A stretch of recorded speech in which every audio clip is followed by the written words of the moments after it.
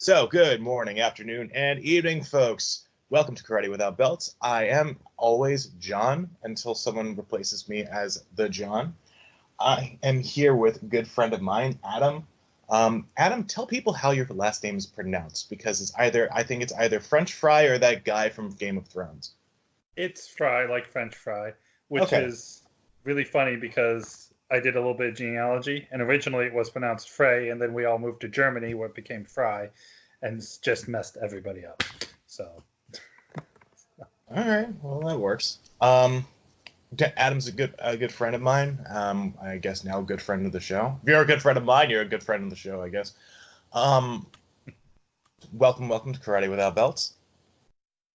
thank you. I'm glad to be here. It's like we were just talking about. It's interesting. I've never been on a podcast before, so I'm excited. I'm excited too because I've this will be I don't know, I think you're like a seventh or eighth person of just been like, hey, let's do a podcast. Um, and that's just that. Um, so Adam, you are currently doing something really interesting, and I wanted to kind of shine a spotlight on it. Um, Obviously, I'm not really a big guy for like doing quote unquote interviews, Mm-hmm. but I like talking about what people are doing rather than just being like, there's the guy. There's always a guy. Yeah, you described it. Well, why don't you describe it? Because you're not Sure, running, and you're running an organization. I am. But I want you to describe what this is, because some people will be like, wait a minute, it's the same thing. But I want you to kind of break it down for us, if you'd be so kind. Sure. Um, Actually, with that, I'm going to tell a little bit actually of a story if that works in order to like what was the impetus because that's actually one of the best ways to describe what I'm doing. As long Um, as it's not about a man named Brady, you're good. Not about a man named Brady. It's actually about a kid named Graham. Um, Graham was one of my students, and I will always remember like the first time like you get students that come and go, especially when you're teaching in a community center program. Graham kind of hit my radar for the first time when he came after class because he wasn't wanting to work on something, and he literally just stood next to me until I noticed him. Wouldn't say a word, and like finally I'm like, yeah, what do you need? And like he kind of half pantomimed, and I figured, oh, you want to work on these covers, okay, cool. We worked on it, and then he would show up after class, and then he would just keep coming, and he kept going to class. He would show up either before or after class to work on things, and he didn't talk to me, I think, for like 4 months, at least. And finally, he started coming out of his shell and really falling into his own. And my favorite memory now, as he progressed in his career as a martial artist, um, was for testing for his Brown 2, whatever. I make them teach a class, period. And this kid who would not talk to me for 4 months got up in front of the class and was running through an exercise and then screams at them all, drill sergeant style, because nobody key-eyed when they were supposed to. Where's the key-eye? You have to key-eye louder. Again. This kid who wouldn't even talk. Which, of course, that's one of those proud instructor moments. But then the thing that happened after that, and this is the impetus behind Open Hand, the nonprofit that I started, was conversations I had with his whole family. From Graham being in karate, his whole family started to change. They started to be more communicative. They started to be more vested. They started to help each other out a lot more. I mean, and it wasn't like they weren't a solid family before. They were a good family before, and then it just made it better. Um, so as I was getting to the point where, we all hit that point as martial artists where like, what do I do? What's the next level? What do I have to do to take myself to the next level? I started thinking about what that meant. And the thing that I got the most out of my karate path was Graham and his family and what it meant to them. And I'm like, well, can we do an organization that's not a karate organization? Because there's, if you go into the martial arts spheres, you can't, get 10 feet without running into 6 of them. I wanted a community organization that used that idea of karate, the principles, the practices, in order to make our communities more empowered, more connected, better. And that's Open Hand. Our tagline, if you will, is we're a community organization that uses the principles and practices of traditional martial arts to build a more empowered and connected community. and that's open hand. That's interesting because you don't hear a lot of the time people use put it this way, people use karate to create an organization, but they don't create, put it a better way, where they're using organization or karate to create a community rather than using an organization to filter people into karate, rather than the other way around, where you're using karate to filter people towards a better community. Yeah, because like my goal is to eventually get to the point where you can never throw a punch, a kick, or do a kata in your life and still be basically practicing the principles and the idea behind karate, even without the combative aspects. Because the truth of the matter is, what do we do most day to day? You know, I'm a pretty tough son of a gun, but I can tell you this: I haven't punched anybody in a, self-defense way in God knows how long. But I deal with my community every single day. So, right, and it really leads me to something. What is it? I had recently trained with it talked about, where it's like, if you don't talk to people, then you don't establish a connection with them, and then you have more of a danger of that person hurting you. But if you actually get to know that person, then you have less of a danger of that happening. That being said, I mean, there's also statistics that point towards people who get hurt are normally hurt by people who they know. Yeah. But I mean, it's two sides of the same coin to a degree, rather than just random violence that tends to happen. Well, yeah, and that's a huge thing that's also part of the reason why, like, when I was looking at, like I said, taking things to the next level, I didn't want to just create another karate organization. And it's something we don't talk about as karateka nearly enough, in my opinion, is, there's this fantasy we all have. And I'll be honest, I've had it plenty of times where some thug is going to jump us in the street and we're going to use our karate skills to defeat them. We'll feel tough, but it's like you said, who hurts us the most? It's not random, but random violence is a statistically small portion of it. It's the people that we know. It's our communities. Well, how do we stop that? Well, you stop the disenfranchisement. You stop the alienation. Instead of having us and them, we're all together. And that's life protection. Question you're probably going to get a lot is, what do you guys do that's that much more different than, say, somebody who's just kind of functioning out of community center, or who's just running a karate organization? What's your focus? What are you guys doing that's makes you different than others? The number one thing that we're doing is actually, and it's kind of funny as you're talking about it, is the focus. Like I said, it's very important for me to say we're not a karate organization. We're a community organization. So we're like, the first steps we're doing is we're looking at the needs of the community first, as opposed to saying, well, what do I have that I can give to the community? I look around, we're trying to say, like, what does the community need? And right now we're mostly focusing on Cedar Rapids, Iowa, because that's where I currently live. And then we're taking that, and then we're going to go like, all right, this place, we need a good low cost after school program, because people are having trouble with their kids, what to do with them after school. So we're going to create an after school program. Okay, we're finding this group over here that's there's a group of people who are food scarcity or food uncertainty, but they don't have ways to get to the food bank. All right, we'll find the way. We'll create the bridge.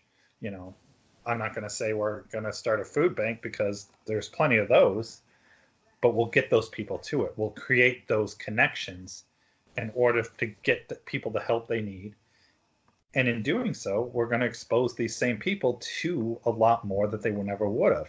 That's the difference. So, where you're coming from now is the community. Kind of give us a better understanding of the community you're talking to. So you talk about disenfranchised and people who are kind of othered.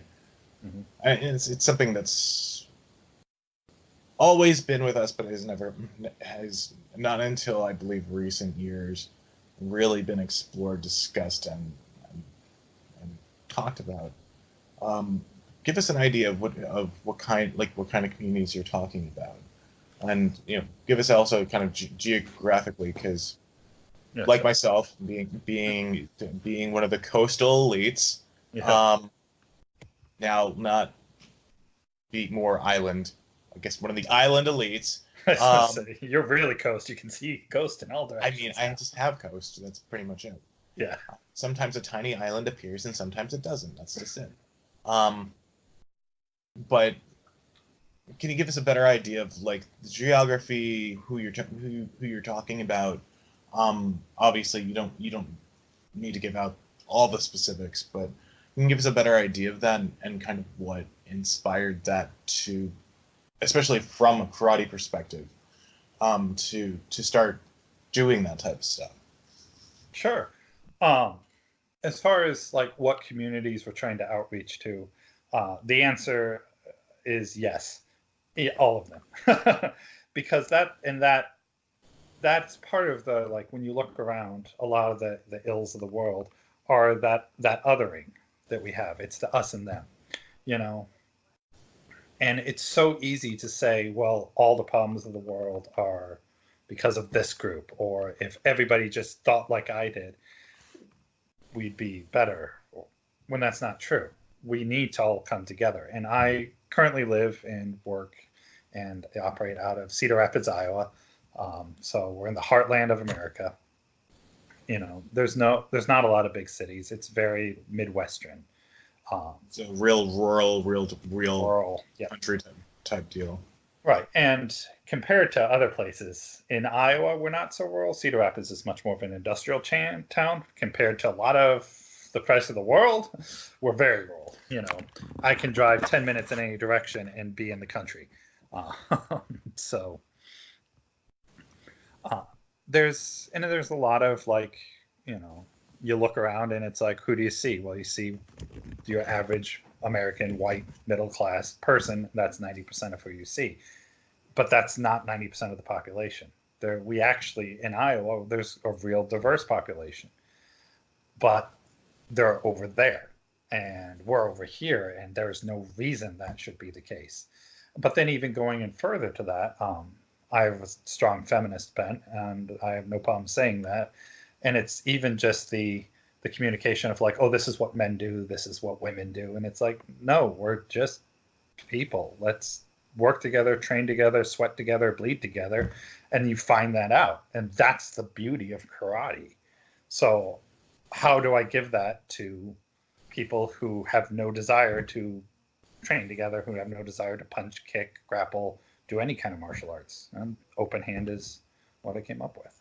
So, Okay. yeah. So the kind of talk to us a little bit about, give us a better kind of mental image of Cedar Rapids, Okay. and how the communities have formed around there and changed, and kind of what the needs you see, if you see you need to address there, or need to be addressed there. Well, and this is also part of what our mission is and how we go about it. Because what all the needs are of Cedar Rapids, I don't know. We're still figuring that out. That's actually a good chunk of what we're trying to do is just figure out what can we do to help the community? What can we do to just make it better? Um, Cedar Rapids is, like I said, it's kind of an industrial town. Um, and there's very much like sections of the haves and sections of the have-nots. Um, and we want to make sure that the people who are underserved get what they need. And so that way, and also so the people who are in the haves area don't basically fall into their own echo chambers and like work and like see these people not as like, oh, we have to go help the poor people, because that doesn't actually help anybody. That's just elitism masked as charity. But like, no, these are my friends. This is my community. This is my community for all of us. I feel like I'm being very buzzwordy and not intentionally. No, in a lot of ways, it's what happens when you're looking to isn't there's not a lot of people who, because you talk about echo chambers and people just kind of staying within their own fields. Right. A lot of people who do martial arts, I mean, a lot of the time they just do that. They don't try to take an extra step to step out into their communities and do, you know, a decent amount of work to help them. Especially when it comes to finding, you know, real issues and trying to address them. Now, I'm not saying that's the mission of martial artists, because you know, it takes an individual to do that.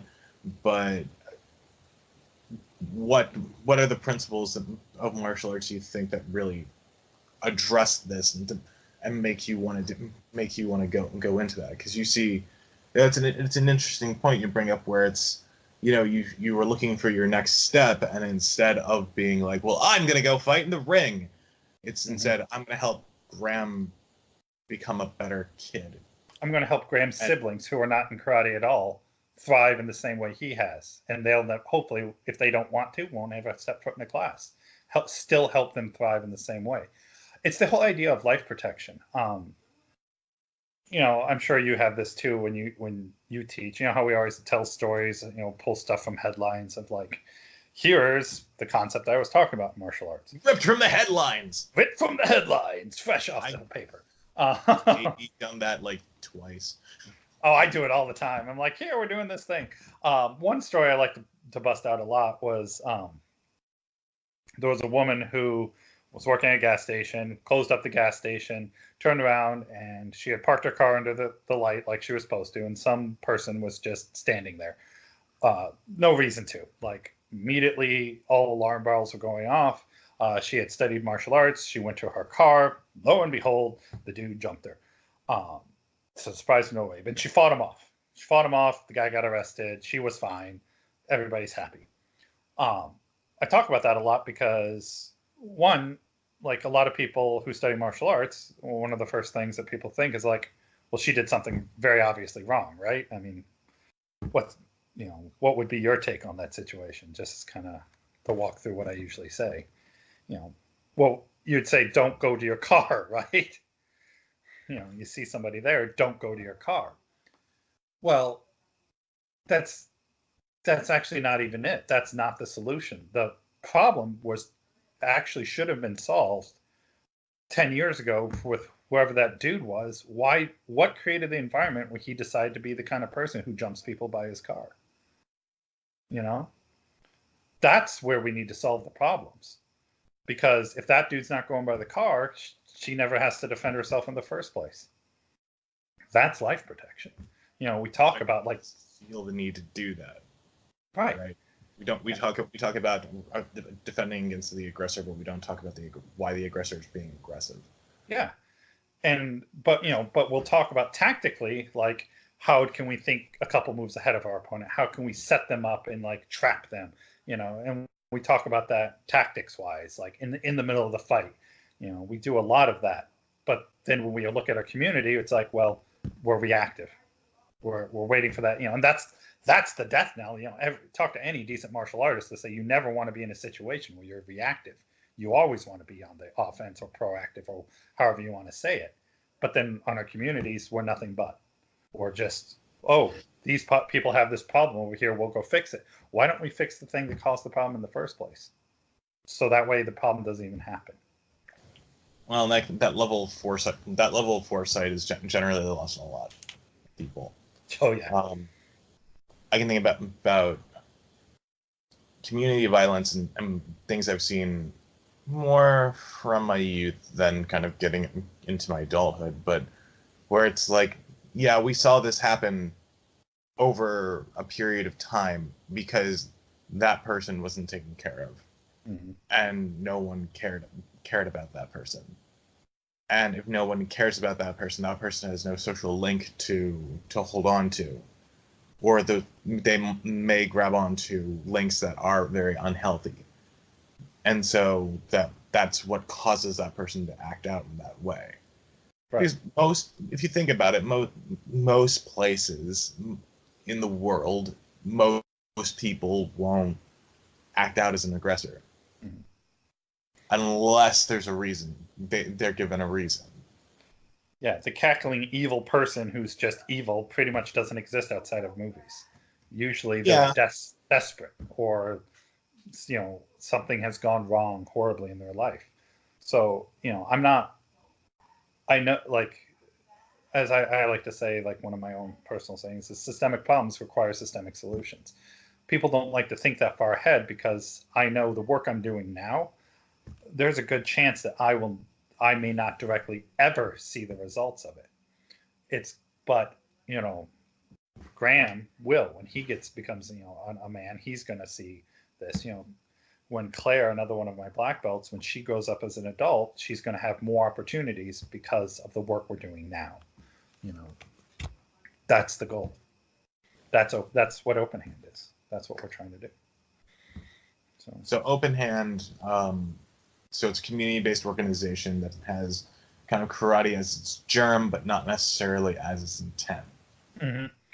Right, because at the end of the day, I know karate.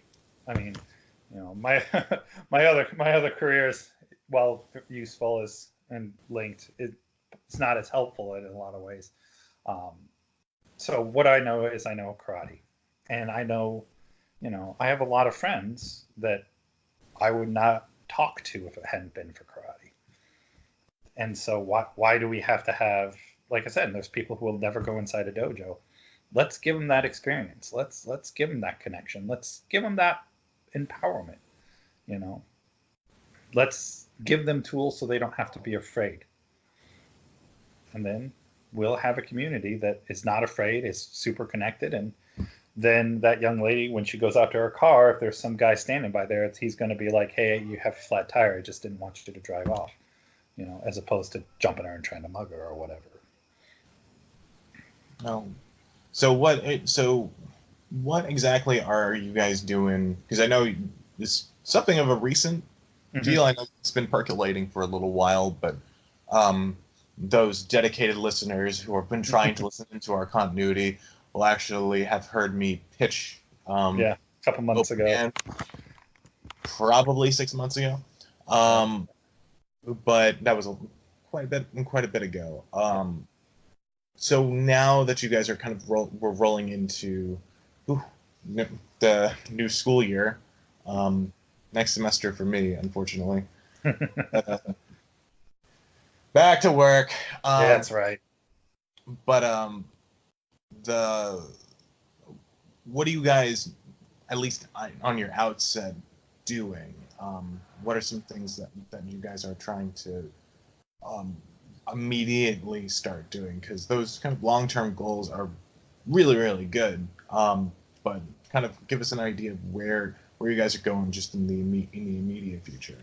Our first big program that we were launching into was an after-school program, because based off of what we had looked into in Cedar Rapids, having an affordable after-school program seemed like something the community needed. And also that fits in with our theme, because if I can get the kids in there and we can talk to them and we can get them to be that empowered, connected, and fearless community when they're kids, they'll take that with them the rest of their life. That's the goal of all martial arts. Whether or not I'm teaching them how to punch and kick, I'm getting them, like, I want to get the kids going that way. So that way they can bring their parents in, and then we have the ripple effect. That's our first boots on ground, like, program that we're doing. The other thing that I do, because this is what I know, as far as actual programming, is I am doing life protection seminars.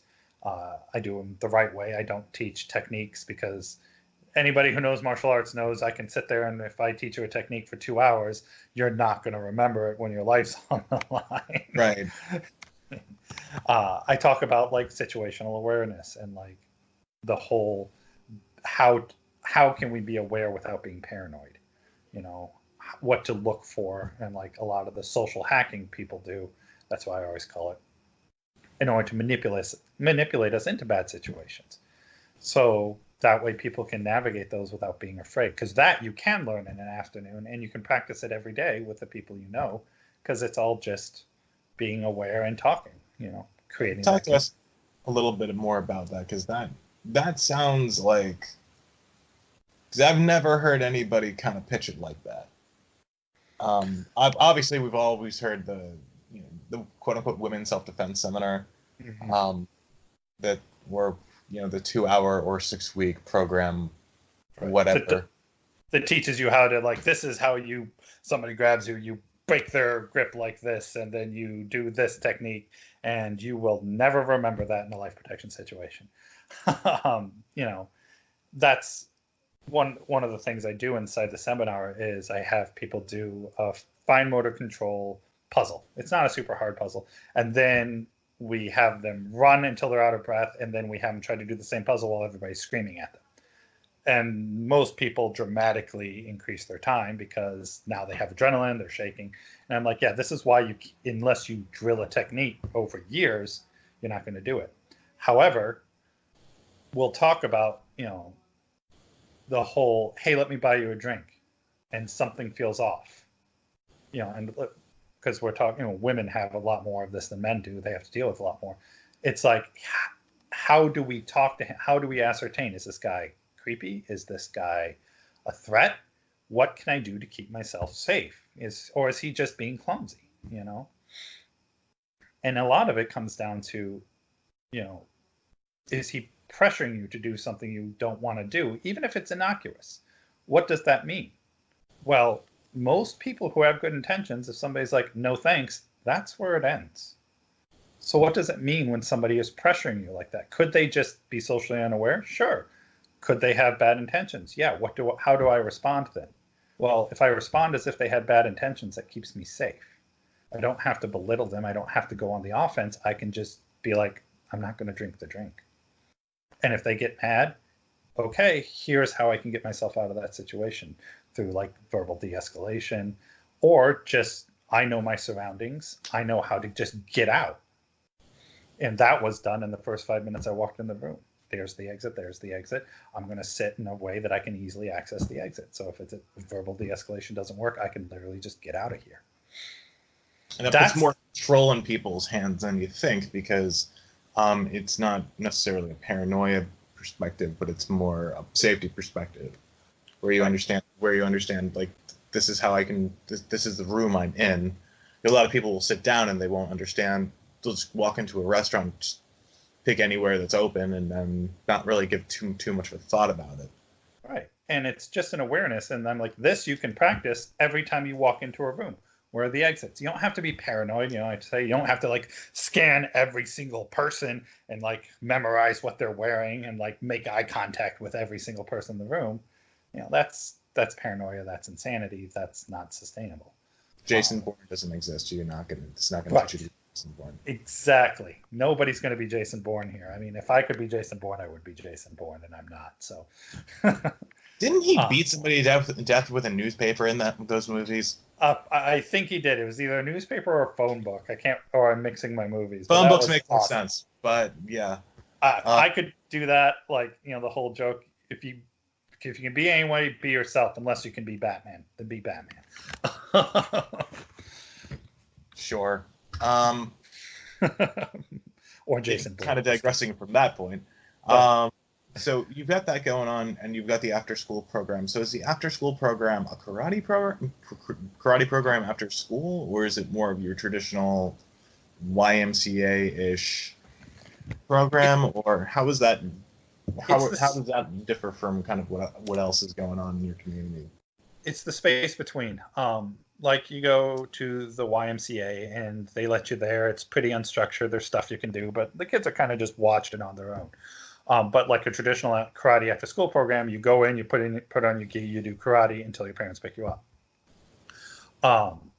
We do karate because that's what I know. But that's only part of the time. The other thing we're looking to explore to do is do things like talk to other community organizations and say, hey, you run a yoga studio. You want to come in once in a while and run these kids through a yoga class? Hey, you're from the sanitation department. Most people don't know who their trash man is. Could you, for this area, have the guys who drive the route come in and answer questions for these kids? I know. Hey, you run that big building over there that's got this business that none of us know what the heck is going on in there. could you come in and explain to us what Omni Consumer Corp does? So, or If maybe you don't want to pull that thread, but 2 out of 3 ain't bad. a little joke for the nerds in the audience there. Caught that one. But but then at the same time, we also will have, let's say you're not interested in doing any of that, then we're going to have structures that like talk about, like have games, things you can do that go along with like the dojo kun. It's like, okay, here's how we can repurpose this, and this is how it fits in with our greater community. So even if they are like, I'm coming here, my mom signed me up, I don't care about any of this, great, you can still go over here and be a part of our community. We have space for you, whether or not you want to do this or not. The space is there. Okay. So, and then if the community, Okay. if the after school program doesn't work out, we'll find the next thing and we'll build that so that way it comes. And that's a big part of what we're doing too, is all these programs are living. If they don't work, the community doesn't need them, we'll change it. We'll find what the community needs, as opposed to saying, this is what we're going to give the community. We're going to find what the community needs and give it what it needs. That's a big part of what we're doing. So you're not trying to necessarily launch one idea, but you're trying to let an idea launch things of its own. mm-hmm. Okay. Yeah, that's why I say we're a community organization. We're not a karate organization, because the community comes first. So, is there? Do you still teach karate side of that, or is that more going to be more connected towards that after school type deal? No, I'm still teaching my karate classes because it's a great way to create a community. I mean, I have students who run across the board from backgrounds, ethnicities, social classes, and they all get together and they're all friends. So, I mean, and that was kind of the impetus behind all this. So absolutely still running my karate classes, still going to run karate classes. I love teaching karate, so I'm not going to give that up for anything if I can help it. So I know the feeling, my friend. I know the feeling.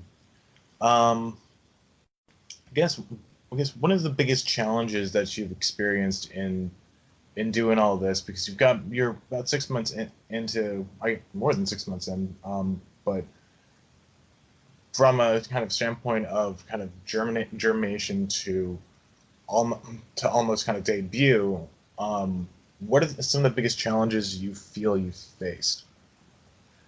One of the biggest challenges we have as an organization is making sure we do it right. I mean, because this is one of the reasons why it's taken so long, is so many organizations like this, they go in with stars in their eyes and then it falls apart. We've been building foundations. Another thing that we talk about a lot is the community start with is your own. And Open Hand is a community, and we're making sure that it's set up right. That's been one of the biggest challenges. The other one, personally, is I've never done anything like this. So I have, I've been having to muddle my way through. Thank God for my wife, Leslie, who has a lot of nonprofit experiences and is generally a highly competent individual. And she's been helping me a lot figure out what to do as executive director. Yeah, I would. This would just be a dream, or it would have failed already if it hadn't been for her. And the rest of my board too, like they've been doing awesome jobs. Like they have my board president, Rachel. She's never done anything like this. She's worked for nonprofits, but she's never been on a board, and she's really stepping up to the role on that. But like one of the other big challenges we had was just getting all the paperwork done. The dealing with the government is always a fun experience. Yes, it is. Try dealing with multiple governments. No, thank you. No, you were trying to tell me something like trying to get over there and stuff, and I was just shaking my head. And I'll be honest, I was like, oh, I would not want to be in your shoes for anything. Oh no, I mean, yeah, not even that. But yeah, like, so some of that, and this is where also being humble comes in, like a lot of humility, because navigating the government stuff. Leslie and our treasurer Brett have just been, they've figured that out, and I honestly probably would have just fallen on my face So yeah, I have a really good board. I mean, really, it boils down to I just have a really good board, and they're very dedicated. None of us have done anything like this. So our challenge is the number one challenge has just been figuring out how to make this work and how to make it sustainable. So How do you see it as being something that's sustainable? Because right now you've got two very, I guess with the karate stuff in line, you've got kind of a trifecta of stuff going on, but especially as time goes on and kind of looking on building and evolving with the community, how can you see that continuing to kind of keeping to keep it to keep it growing, to keep it grow, um, to grow the different programs or whatever. So if you wanted to well, do like a fun run or something like that,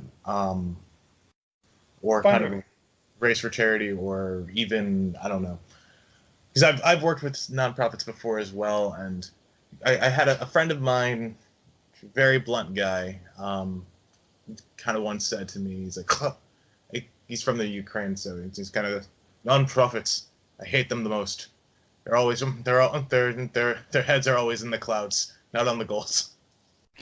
Right, and that actually is a big that's been hard for me to be honest. Um, we've been having very hard, blunt conversations about where's the money for this going to come from, and nobody likes to talk about money, but unfortunately, money makes the world go around. That was one of the things we were doing is when we were setting things up. The first question we ask is this economically viable? And if the answer is no, no matter how good of an idea it is, it gets scrapped. Right. So, and we've done a decent amount of research and we're continuing to do more about things like grants, etc. But we also have said we're never going to rely exclusively on a grant because if the second you don't get it, the program goes away. Right. So things like that, having because a big part of also creating a good, empowered, connected community is the sense of personal responsibility. Somebody's already solving your problem for you. That's not an empowered community at all. And so we have to model that. So the karate classes, to be blunt, are going to pay for a lot of programming for other people who couldn't afford it otherwise. So, yeah. And do you see yourself being able to kind of go half and half, whereas you have a grant that kind of takes on the front end, but then like on the back end, things can get taken up by other stuff, or Yeah, like absolutely. Like one of the things we, not to get into that discussion so much, but I mean, it is always. I mean, what I always like to do here is kind of get into the anatomy of things, and yeah, as uncomfortable as it makes people talking about this, as I've been on that side where it's been like, oh yeah, we got that, and it's petering out. yeah, exactly. And that's one thing as martial artists, we should be great at, and we're shockingly not, is having uncomfortable conversations. Because if you just talk about personal defense or like space and all that stuff, you get uncomfortable real quick. It's not fun conversations to have. So I don't shy away from that at all. Like along those lines, like one of the things we do is we offer scholarship programs to people for karate who can't afford it, right? Well, if we can afford two ourselves, then we have that. And then let's say we get a grant that would let us have six. Well, for the time being, we can have six, but we know we can take care of two of them ourselves. So we will make sure to do that. And then if we lose the grant, we still have a scholarship program. It just might scale down. Or we use the grant in order to create a structure where now we can permanently have six. So that's always in the front of our head is like, how do we make this continually viable? If we approach all of our problems that way, then we'll be okay. Okay, we have a one-time cost. That's something we're going to fundraise for. That's something we'll apply a grant for. This isn't a reoccurring cost. We are not going to rely on sources of income that may not be reoccurring. So, Right, and I think that's like any good, even for the more for-profit stuff, you get a lot of you can get those questions, and and martial artists are great at answering a lot of questions about attack, defense, legacy, tradition, all that other stuff. When it comes to that, no. It's a gamble whether or not they know what that is. Exactly, and that's one of the things that, like I said, as I was trying to develop as a person, it's like we always say tactically, don't be reactive, be proactive. You want to take the initiative. Okay, I'm taking the initiative on this. I'm not going to just say, well, we'll figure it out when we get there. I mean, sometimes you have to, but Right. you do as little of that as possible. Cool. But yeah. Anything else you want to kind of say about open hand before we kind of we kind of go into what's going to happen this week, or? Um, no, I mean, I feel like people listening probably have a pretty good idea of what I'm doing, and I like to talk about myself if you haven't noticed and what I'm doing. So it's probably should move on a little bit there, but No, it's all good.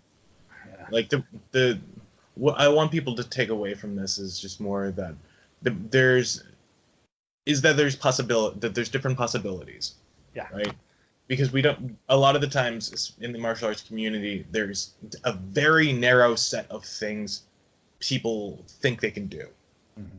with martial arts, and that's what has unfortunately like led to a lot of like that stereotypes, like with dojos, or like you get people like, or like karate moms or whatever. Like we don't necessarily see a group of people getting together who are martial artists who want to help a community, Mm-hmm. or one guy who does martial arts and be like, hey, I want to do this, and make that happen.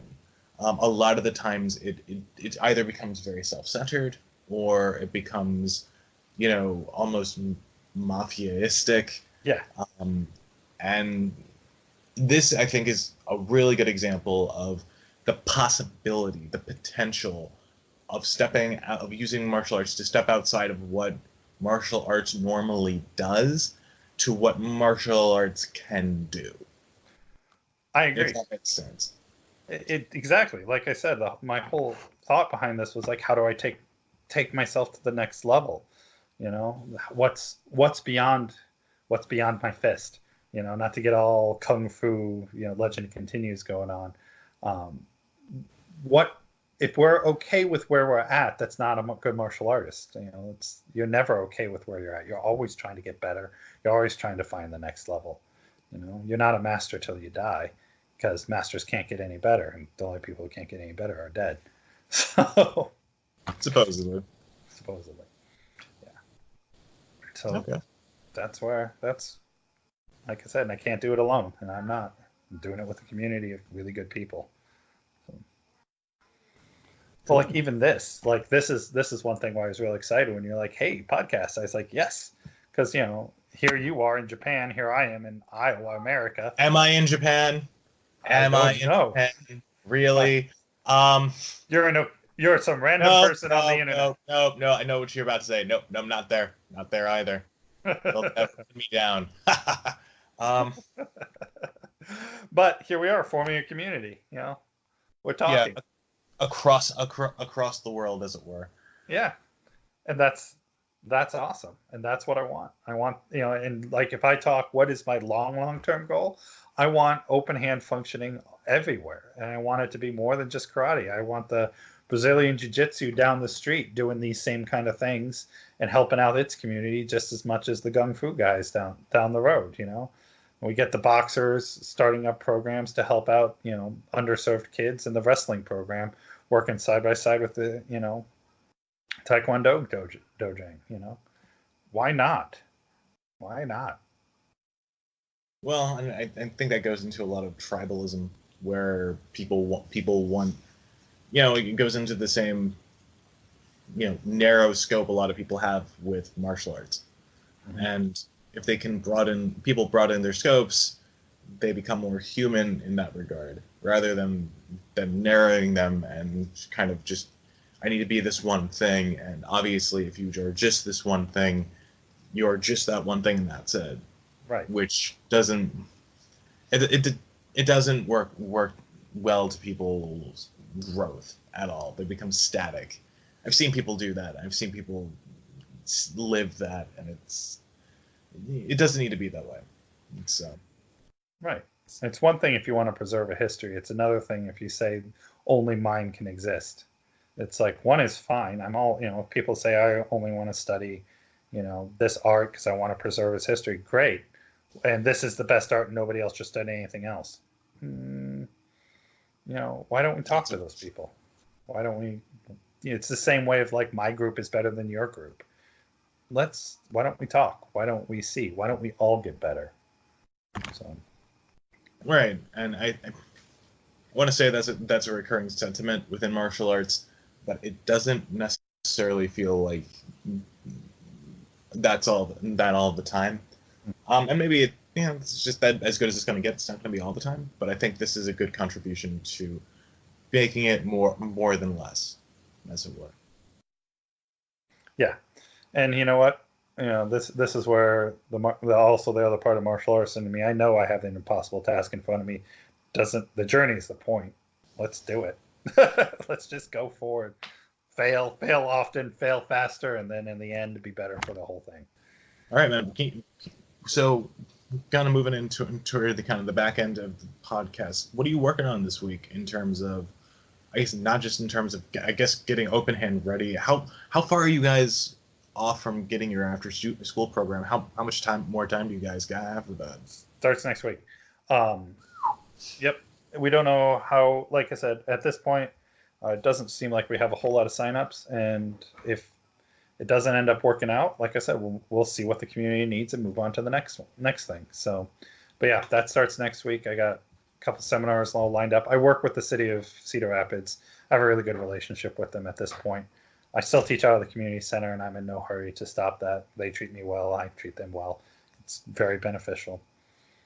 And then we'll just keep going. So looking at maybe adding a homeschool program is also something that's on our radar, as well as something with veterans. So. Oh wow! So you've got a couple of different things in the pipeline. Mm-hmm. On our board, we have some homeschoolers, and one of our board advisors, she's a combat vet, and so, yeah, start with your own community.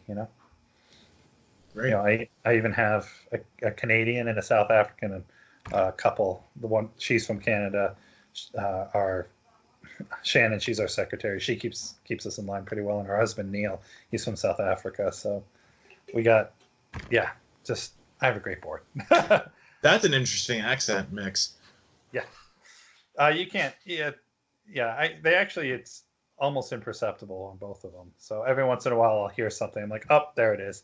But that's pretty rare. So I didn't know it until they told me. So it's like, oh, really? Well, I guess Midwest, South African, Canadian. Okay, maybe. Training wise, what are you up to this week? Training wise, just I having a lot of fun with my class. To get super specific, we've been hammering down on Naihachi Nidan lately and its grappling aspects, because that's one thing I think people really underlook in karate is karate has so much grappling, so many throws. And when you start tearing apart the katas, a lot of the times if you're looking at something like, what are you doing? If you think about it in terms of a throw, it's like, oh, that's what we're doing. And so I've been having fun with that, with both on a personal level and with my students. So This sounds excessively violent towards a kata. We're tearing the kata apart. That's right. Ripping it to shreds. We're just tearing it apart. Pieces of Nahachi all over the floor. No, I'm definitely agree with you on that. On my end, I'm just working on doing more, kind of trying to bridge calisthenics from being just a workout to a warm-up, and trying to fit that into karate. As I've said a lot before, I don't know if I actually said this a lot before or not, where you can't just do karate. You need to have not other things inserted into it, but everything needs to kind of become a part of karate. Mm-hmm. So when you do a push-up, you're doing a karate push-up. Yep. Because you're doing karate. Yep. Or if you're doing a squat, you're doing a karate squat because you're doing karate. If that makes sense. I agree with that sentiment wholeheartedly. You're running a mile. It's a karate mile. It's a karate. It's a karate marathon. But that's my goal for 4 and 40. Well, marathon. You've run one, right? You've done a marathon before, right? I have done a couple, and literally just 2.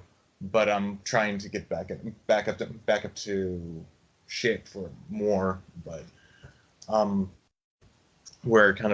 but I'm also hopefully going to find a couple more partners to work with this week, but we'll see what happens with that. We could probably, this is a conversation for another time, set up a Skype training session, you and I, because why not? Yeah. I have one thing I am lacking, in at least where I'm at, is consistent training partners. At least when we talk about, training itself. It was easier when I was living in more of the States, but no, not so much, especially where I live now. But thankfully, recently, I've also been able to go down to Okinawa and train with a couple people down there. That was always a good time. So, all right, my friend, I think we are going to sign out for today. This is John signing off. And this is Adam. Thank you very much again, John, for giving me this No opportunity. problem, man. And hey, you're welcome back on anytime. Let's do this again. This was fun. Yeah. All right, folks. Have a good evening, good morning, and good night, and keep training.